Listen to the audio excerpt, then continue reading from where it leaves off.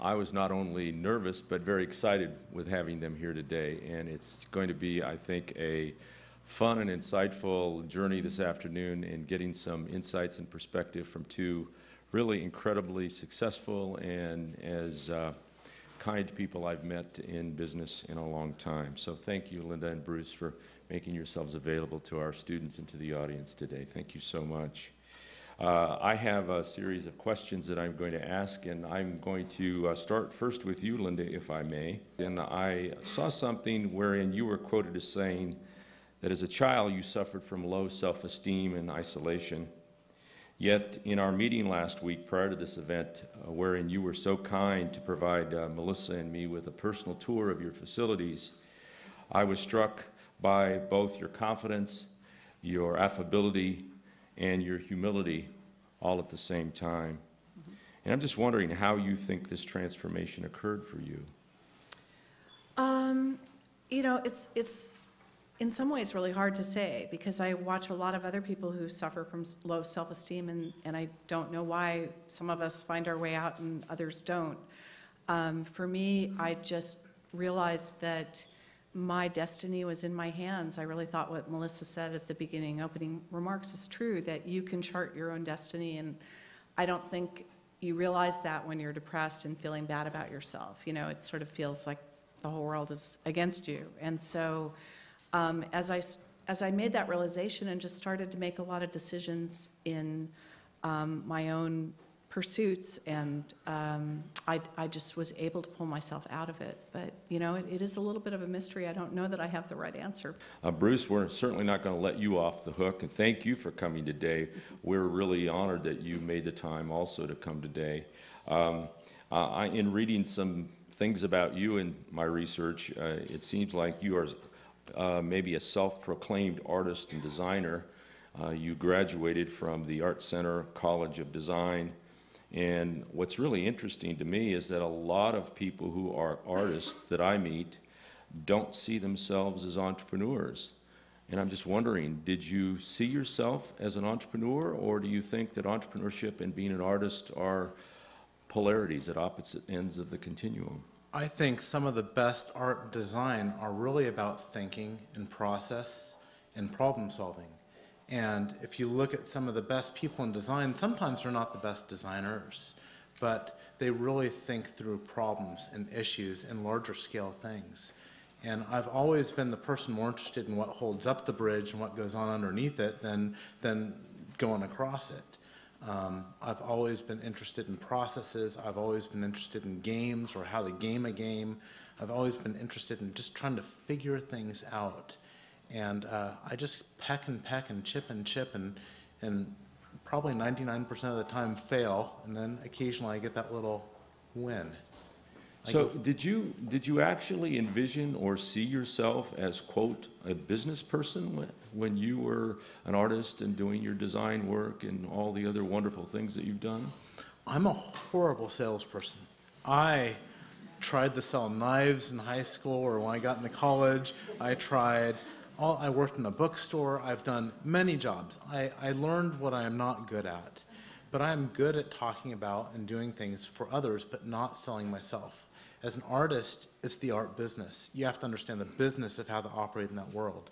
So to put myself through art school, I actually did album covers for a living, amongst lots of student loans. But you know, I did a lot of things. I think it was just one of the many processes I went through. It wasn't like one end I was looking for. So did you see yourself transitioning from being an artist to being a co-founder of a very successful business? No, this was a passion. I was into photography and illustration, and I really helped Lynda with her first book, Designing Web Graphics, and I helped develop the web palette. And the whole process of that was really about my passion. I was really into imaging. I was really into storytelling. I was really into taking stories and making them interesting. So for me, teaching this stuff was stuff I already knew, and it kind of helped me be a better person with the imaging. If I could explain it, it helped me know it better, and it was just a passion. So it was just chasing my love. We actually have in the past taught a class entitled The Business of Art. And one of the things that we're trying to, I think, convince art students is that they are in part, if not in whole, entrepreneurs. They're future business people. Are there particular business skills you think are essential for somebody that might pursue a degree that we would say is more of an artist? I mean, I think a lot of artists feel like you're selling out to make money, and there's sort of this conflict between being an artist and making money. But one of the things that you realize when you do own a business is that if you don't make money, you don't stay in business. Mm-hmm. And you realize that that's the ecosystem that is the job creation engine, that is the positive force. That's part of the positive force that you put into the world. And so I think. For a lot of artists, there's, I think part of what Bruce was describing also holds true, that sometimes people are good at selling others but not selling themselves. And just in general, I think it's uncomfortable for a lot of people to pound their chest and go, I'm a great artist, buy my stuff. And the whole process of selling can feel very artificial and very counterintuitive. And so, I'm not really sure if I answered your question, but I just see that there's, some deeper issues around selling where it can be uncomfortable. I don't know what you would say. I do think there is a thing that's going around right now, and it's being tagged as design thinking. And I know, like, they teach at Big at Art Center now in Pasadena, but it's the idea of larger scale issues and problems and how to solve them through design and some of the processes. Well, I think with the passing of Steve Jobs, one of the things that they said was he really wasn't a techie, but instead he was a designer. Does that make sense to you? It was, but you could never put your finger on what he actually designed. He worked with so many people. He wasn't the greatest engineer, he wasn't the greatest designer, but he had a lot of say in it all, and he knew how to work with the best. But he was a good problem solver, and I really think critical thinking skills, problem solving skills, collaboration skills, and even presentation, which could be considered selling, are essential skills out in the world for anyone to be successful, even if they're not going to be an entrepreneur, even if they're going to work in a company. I think those are essential skills. Well, thank you for saying that, because it hopefully, I think, in some way reaffirms what I think my students have heard me say to them over and over. So thank you for that, for sure. Lynda, you once described the creation of Lynda.com as the perfect storm. Do you think that there will be future perfect storms for those enterprising people in this room today? And what do you think those perfect storms might be about? Without a doubt. I mean, I think throughout history there are always perfect storms, and we can't truly, none of us can predict, what they'll be in the future. But, I think if we really look at the last decade, I mean, who heard of Google 10 years ago? And, whoever thought 10 years ago Apple would be, the most valuable company in the world? Things change, and they change fast, and you have to be nimble, you have to be agile, you have to be aware, adapt to the market conditions, adapt to what's going on in the world. But I think there are more opportunities today than ever. I mean, being able to have an internet-based business, and I think something like 20% of our revenue comes from out of the country, and we've never stepped foot out of the country. I mean, this is the first year we did open an office in Britain this year, but up until that point we hadn't. And so just by virtue of being an internet business, you're international, and that's never before been possible. Or just the idea that you can sell something to so many more people than you could ever reach before. That's game changing, and I think there's more opportunity than there's ever been. So for the folks here today who don't know the backstory a little bit about what those aspects of the perfect storm were, can you maybe just kind of explain briefly what went on and how Lynda.com came into creation as a result of this perfect storm? Well, I don't actually remember being quoted as saying it was a perfect storm, but for us, Lynda.com kept evolving as a response to different problems we were solving.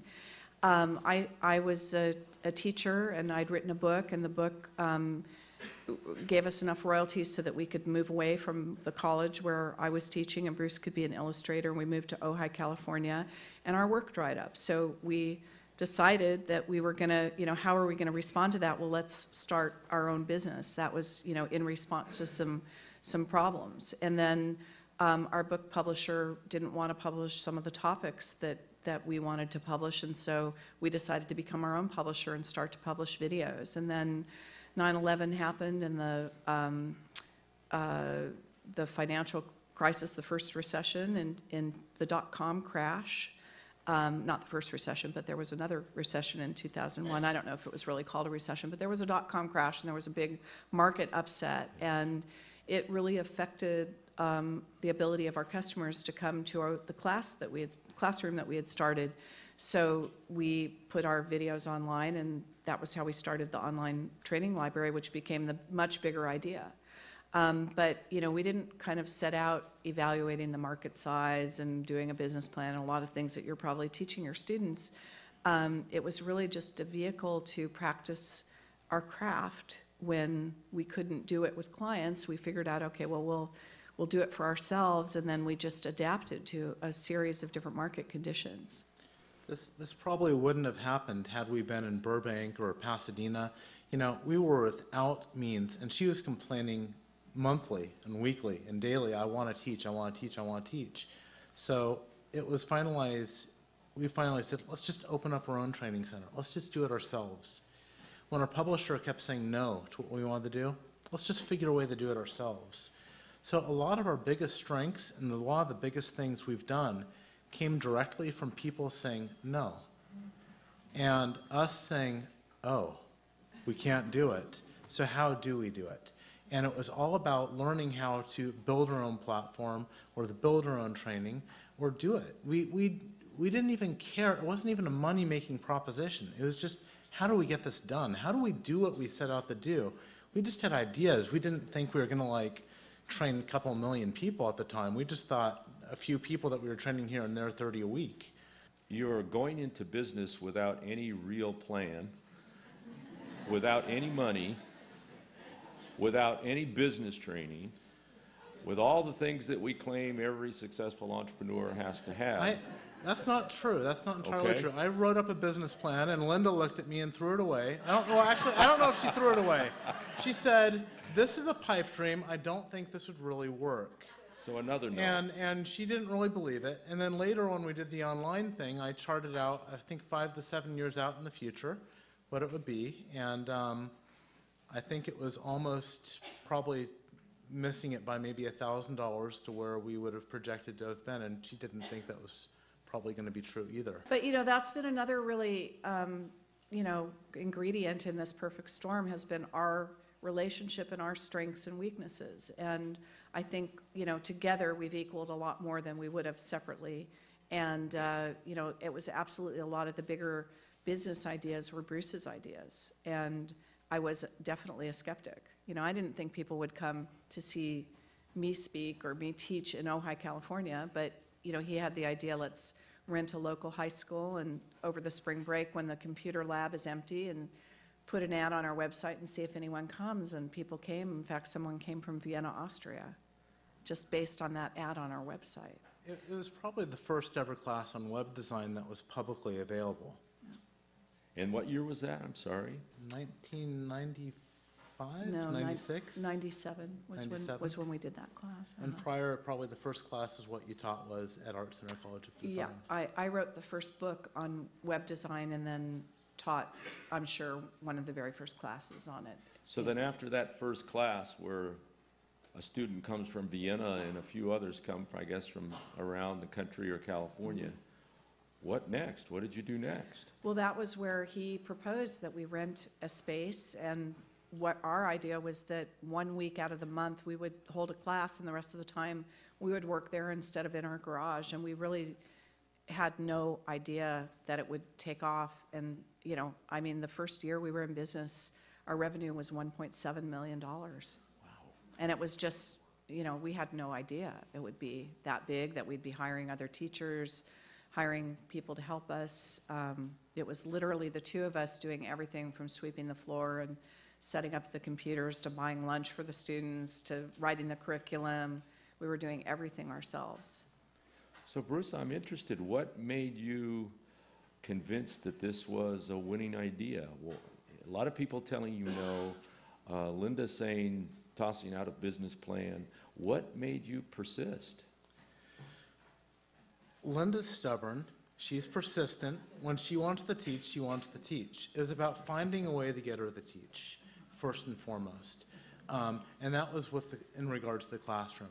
In regards to the business, the online training, she actually set me up one day on a phone call with an agent to sell it. And I looked at the numbers. That's when I actually did my homework, and I looked at the numbers, and I said, this is going to be pretty big, I think. The problem is it killed our business. It put us in the desert.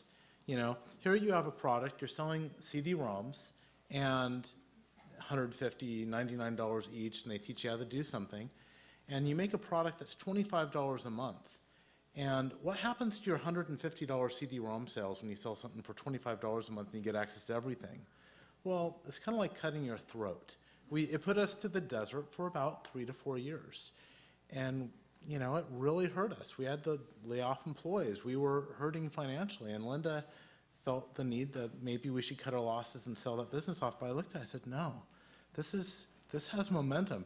It's boring, but boringly persistent and boringly growing at a very nice rate every year, 100%, year over year over year over year. I think we should keep this. In a couple of years, this is going to dwarf what we do today. And sure enough, it has. That is the best description of boring I've ever heard. That is so cool. Thank you. Well, it wasn't erratic, you know. It was just very persistent. I'd like to be boring at some point in time like that, for sure. Thank you, Bruce. Lynda and Bruce, this question is for both of you, so if you both want to offer a response, that would be great. And it kind of ties into, I think, what we've just now been talking about.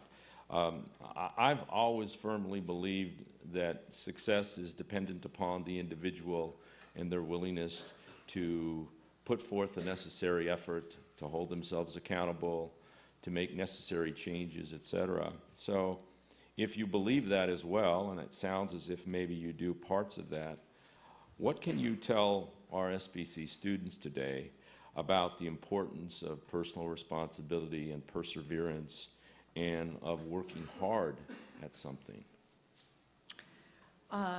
That listen to Bonnie, he's right. You know, I say this all the time, and I think we are in a generation and a culture of kind of immediate gratification. And I remember when I was graduating from college, I thought the first job that I got was just such an earth-shattering decision, and you know, that every move that I make was so, you know, life and death. And then when you turn 30 and you look back at what happened in your 20s and you realize, you know, everything was just a stepping stone. There's very small chance you're going to walk out of college and, you know, be who you're ultimately going to be. You're going to have to, you know, try things. You're going to have to fail at things. You're going to have to persevere. And when something isn't right, you know, don't keep at it. Switch it. And so I definitely think that the work ethic is a part of that can't be underestimated. And I think people who aren't willing to work hard are not the ones who really succeed. I mean, I know of very few successful people in the world who haven't worked incredibly hard to be there. Again, I hope my students paid attention. I think that was a very powerful statement. Thank you, Bruce, and thank you, Lynda.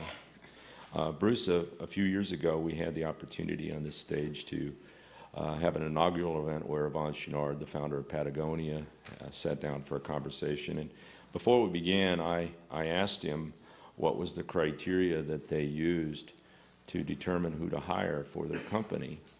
And his response was pretty immediate and not anything he thought about for any particular period of time. He said, we often ask ourselves, would we like to go to lunch with this person?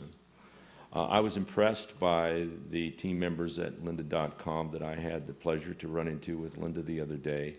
And I'm just wondering, what are the qualities you look for in the people that you're hiring today that will continue to allow your company to grow? I think it goes beyond lunch. there's many people that we like having lunch with that won't work out at Lynda.com. You know, we really look hard for a cultural fit, and we want really the best of people who do what they do. We want people who are passionate about what they do, and we want that to show. And I would elaborate on that. I think that passion is definitely a huge ingredient. We want them to be passionate about what we're doing because, you know, we're sort of a purpose-driven company. We're helping others, and I think most of the people who work at Lynda.com feel that they're working towards a higher purpose than just a paycheck. And so that's important to us, that they see that that's the kind of organization that we are. We're definitely looking for people who have initiative, who are motivated, who are willing to work hard. It's actually very hard to work at Lynda.com because it's a fast-changing environment, and we're constantly challenging ourselves and being challenged. So it's not the kind of place where, you know, you're going to make an easy buck and that's sort of, you know, what you're going to be satisfied with or what we're going to be satisfied with. And then another, you know, truth about Lynda.com is that we tend to hire a lot of people who actually are already experienced. Because we're growing so quickly, we're looking for people who are bringing, you know, experience to us and knowledge to us as well as them having to learn what we're doing. So there's a mixture of entry-level positions, and we've even started an internship program. But the bulk of the majority of the hires that we make are people who already have had work experience and success in areas that relate to whatever department they're being hired into. Again, in my visit to your facilities and in all the people that we met, and of course in our opportunity to have a conversation with you, I was really moved by what I call the spirit of your company, which oftentimes in management terms is called the culture of your company. Mm-hmm. And I'm just wondering, is that spirit organic, something you intentionally brought, you and Bruce? Mm-hmm. And how do you maintain that spirit in all the people in your organization? I think it began organic, but as we've gotten larger, one of the challenges of being in a larger company is how do you keep the culture as you get larger? And one of the exercises that we did a couple of years ago was to develop a set of core values, and every new employee gets a list of the core values at the 3-month mark of working for us. We have a new hire dinner where Bruce and I get to meet all the new people, and we sit around and discuss our core values and you know, discuss what it's like to work in all the different departments and have a really kind of intimate conversation with everybody.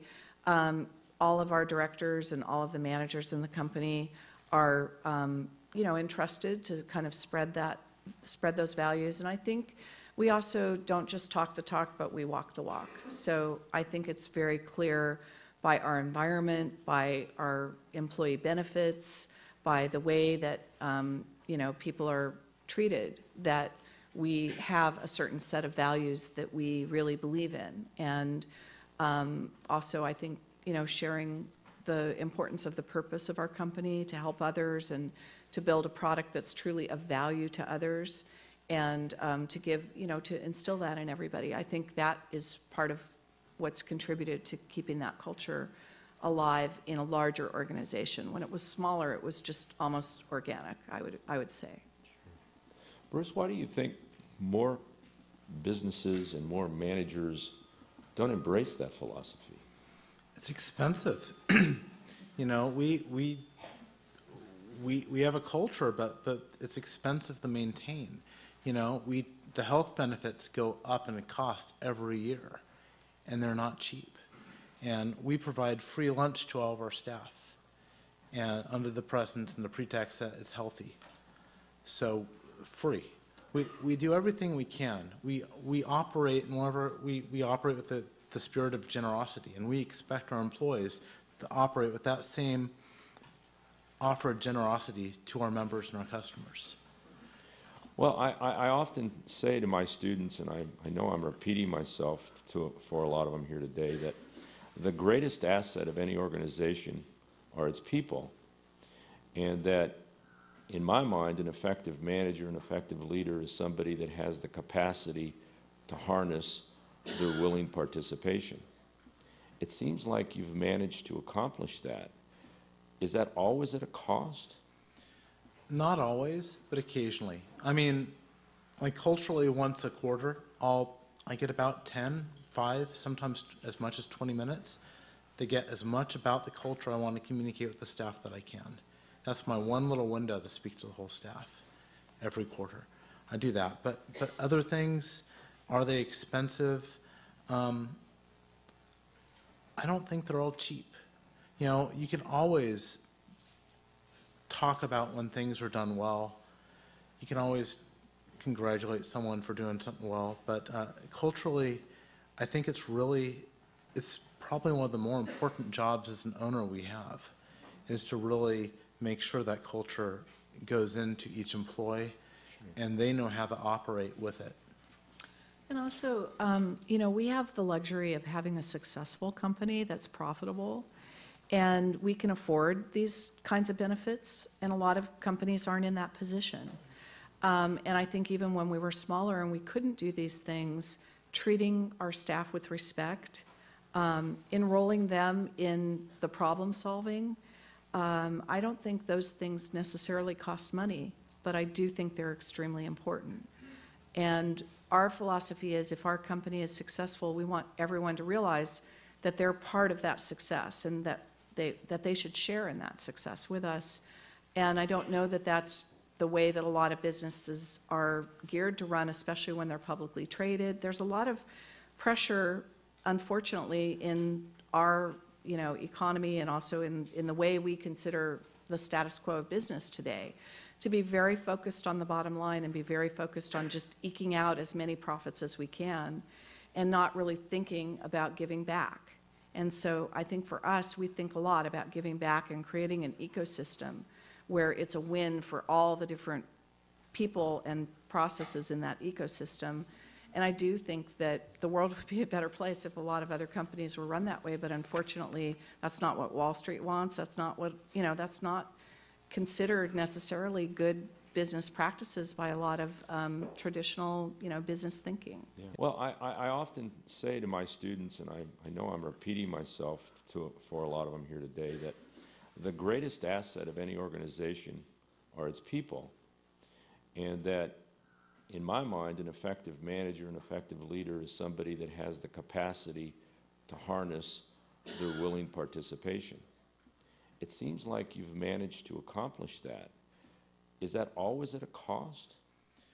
Not always, but occasionally. I mean, like culturally, once a quarter, I get about 10, 5, sometimes as much as 20 minutes to get as much about the culture I want to communicate with the staff that I can.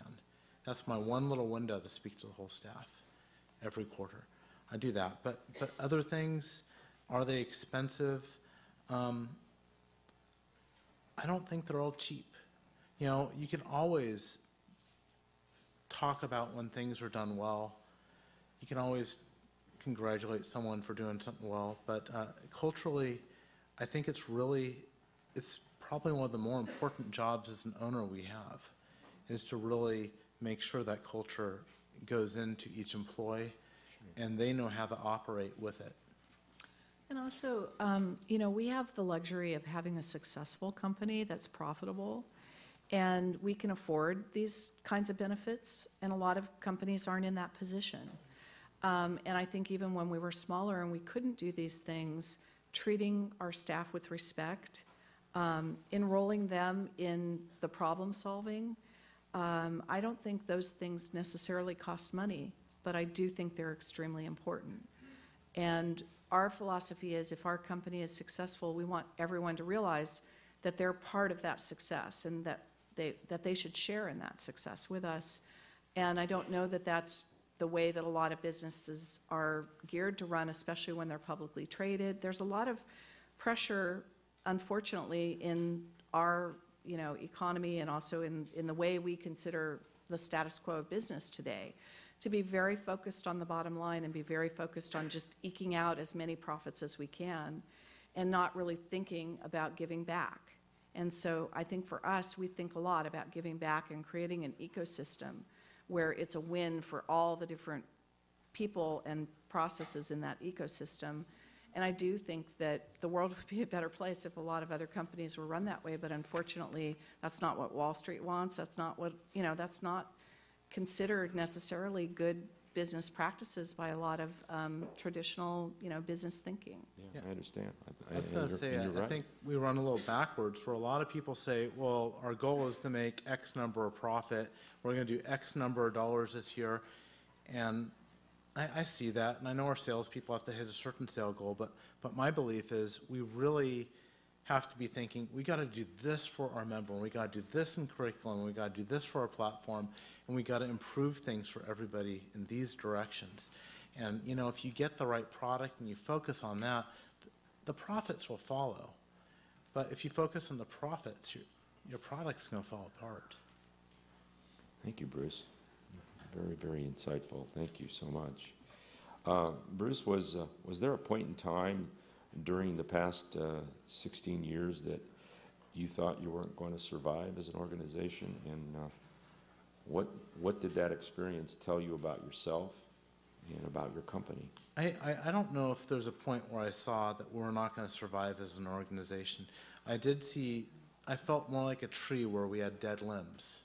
And some of those limbs may not have been as dead, and it's kind of like we need the prune. And maybe me and Lynda had debates over when or if we should prune certain limbs, but some limbs had to be pruned off, and that felt like a loss, but it was actually a focusing.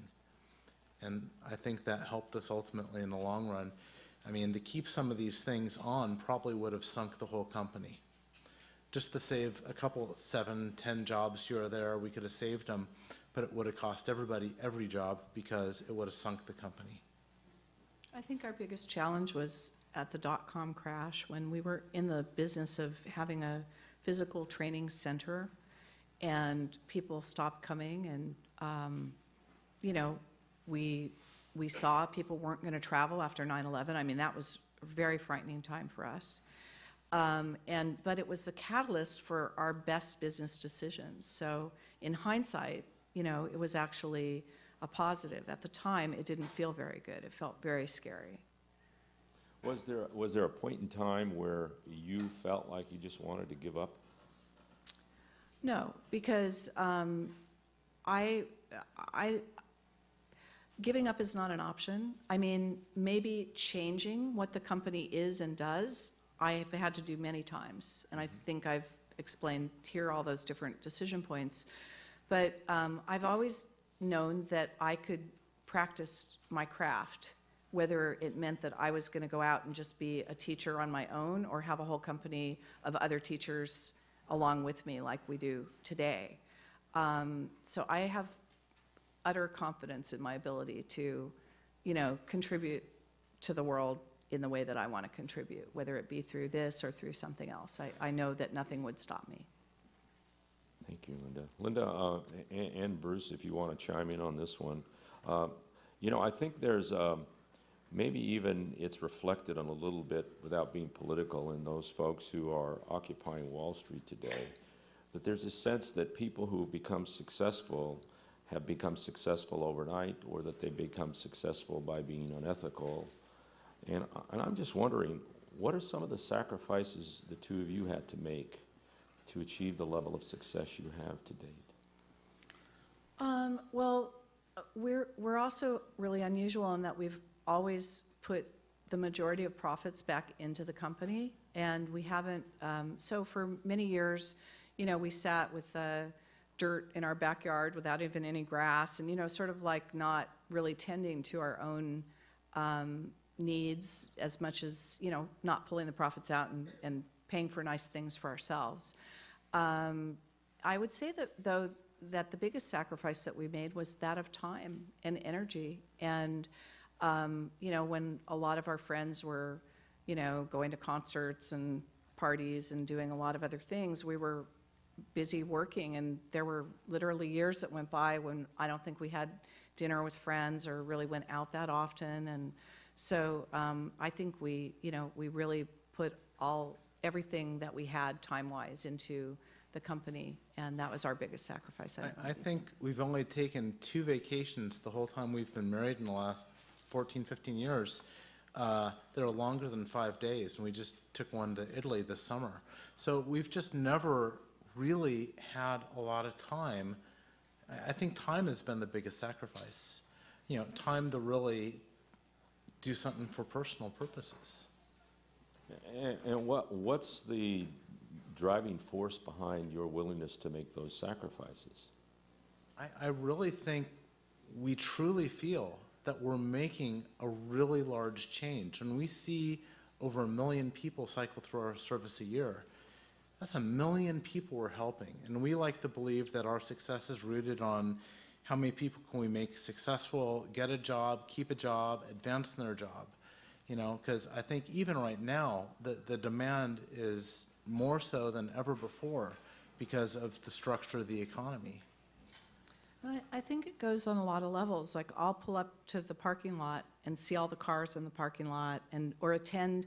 We had an event at the Santa Barbara Zoo, and I saw people with their children, you know, jumping in the bouncy house, whatever. And there's a sense of pride that, you know, this little idea that we had is impacting all these lives and helping people realize their dreams. That's on kind of the local level. And then we hear on a daily basis from the members who subscribe to lynda.com who are saying, you know, I went from, you know, being out of work to finding a job. I got a raise at my, you know, I got a promotion. I switched careers. I was able to, you know, create this website about this cause I really wanted to create. I made a video about something. And I feel like we're, you know, we have a once in a lifetime kind of tiger by the tail that is compelling enough to want to give up some things to achieve it. And it's, to me, a very, you know, I feel an enormous amount of gratitude to be in this position. And it's just kind of an honor to get that opportunity. You know, if somebody handed you the opportunity to run a business that was going to make that kind of impact, one of the choices is you'd have to give up some of your time. Would you do it? I mean, in our case, we wanted to. Thank you, thank you. Well, it's such an important perspective that you share with everybody here. Bruce, I often tell students that partnerships often fail as a result of interpersonal conflicts between the principal owners. And so I'm wondering, were there challenges that you and Lynda have faced as business partners and husband Yes. and wife? You didn't let me finish my question. There's a part where she worked in the office and I worked out of home. I remember there's probably about a year or 2 years where I think I literally, if we had a doghouse, I'd be living in it. One of what I thought was a dead branches was a conference. And I suggested, you know, I want more Lynda and lynda.com. And she put about 95% of her effort into this other conference that she is running. And I wasn't really, it was doing about 1% to 2% of her profits at the time. I'm like, I don't know if it's, I don't know if it's worth your time. Anyway, she didn't agree with me, and she is very upset.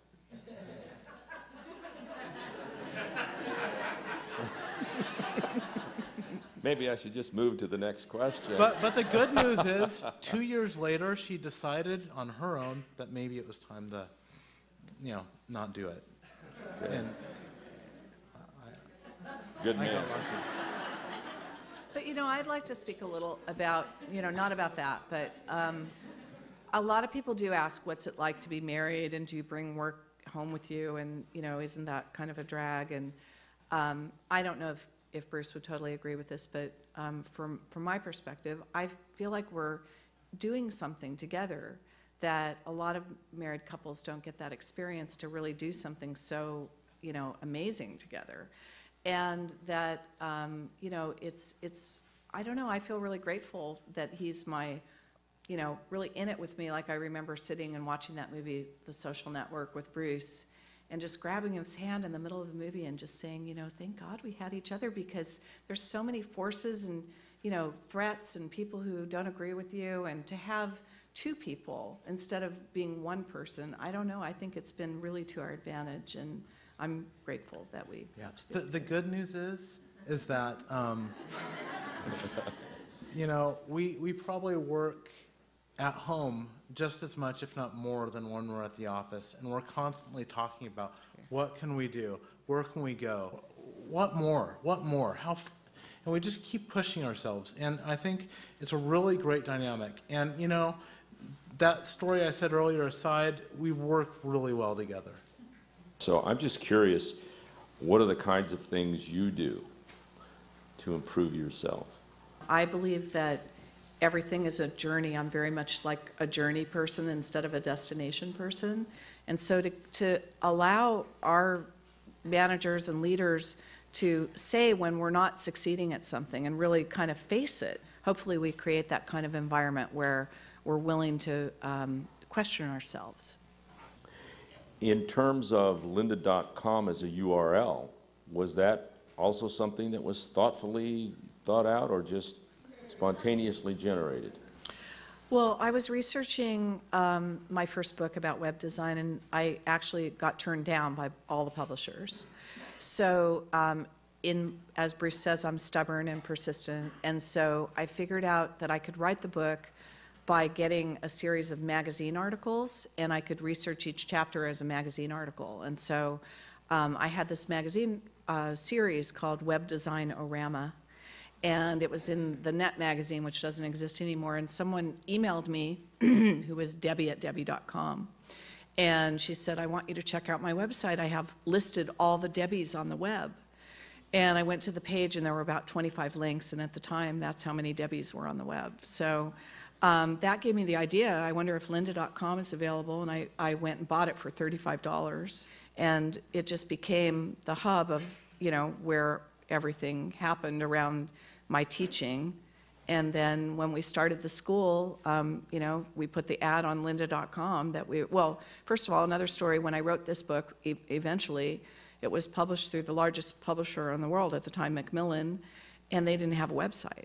It was just so early on, they didn't have a website. So lynda.com was the destination for the book, and then it became a national and international destination because people who bought the book came to lynda.com, and that's why we were able to put an ad on lynda.com and get someone come from Vienna, Austria. So it was a lot of sort of, at the time, it felt like, gee, I can't get a publisher, I can't get the school to start a website, I can't get, you know, but in the long run, those were positives, but they didn't feel positive at the time. But again, it sort of to your other question, you know, what would you do if the business failed? And it's just, I'd figure out a way. There's just, you know, you have to sort of have a take no prisoner attitude in life and get stuff done.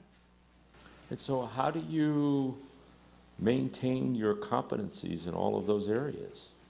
What do you do? We don't do it alone. You know, I mean, we're not competent in all of those areas, but we have a team, an amazing team of people, and we value them and respect them and treat them like gold, hopefully. And that's how we do it, because, you know, you realize we were able to do something small, just the two of us out of our garage, but as it started to grow, you have to bring in other people. And I think that's another you know, transition point for an entrepreneur. It certainly was for us. When you start, you're really small, you're doing everything yourself, and as you grow and you have higher aspirations and bigger kind of expectations from your audience, you have to bring in other people, and then what kind of got you to be successful in the beginning is not what will get you to be successful in the end.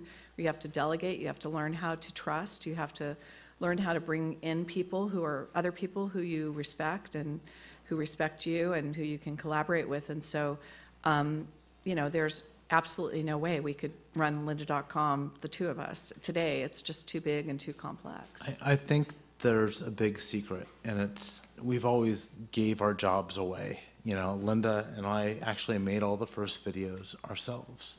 I used to illustrate all the covers to every one of our courses myself, you know, and I no longer do that. And Lynda doesn't edit the videos herself or teach them, and I don't teach any of the video training myself at this point in time. But we hire people that are better at what they do than we are. And we need better people than ourselves to replace ourselves. And if we're just going to aim for mediocrity, we're not going to grow. We need really good, smart people that know what we know or know it better or could specialize. I'm not sure, Bruce, if you're aware, I think we mentioned it briefly to Lynda the other day. We have what we think is a pretty vibrant entrepreneurship curriculum where we're trying to teach students about starting businesses and creating sustainable businesses and being able to have pride in creating jobs and creating economic prosperity for people in the community. So my question for both of you, and I'll start with you, Bruce, is do you think we can teach people to become entrepreneurs? I've always gotten into trouble for one way or another because I didn't exactly operate down standard lines I think many people went. I don't think I look like on paper someone you'd want to hire. But certainly somebody you want to work for. Possibly. But I think entrepreneurship is one of those things. You just have to have that spark in you. And if you feel that you have it and you have the desire, and I think there are things definitely I could have learned from, like I could have learned a business course on budgeting or, you know, some of these other things that we just haven't dealt with as a business. I'm kind of getting my course in entrepreneurship on the job while riding on the rocket. I think a lot of what I observed when I was teaching college students was that a lot of college students graduate and don't want to appear that they don't know how to do something. It's very uncomfortable to ask for help. Well, Lynda and Bruce, I think tonight you provided a great teaching lesson for everybody here in attendance, and I think your success is a direct result of not only your passion, but your commitment and your persistence to making something work. And I think it serves as an amazing model for our students and people in our community. And on behalf of Santa Barbara City College and the Small Business Development Center, and especially the Scheinfeld Center for Entrepreneurship and Innovation, thank you both so much for being here.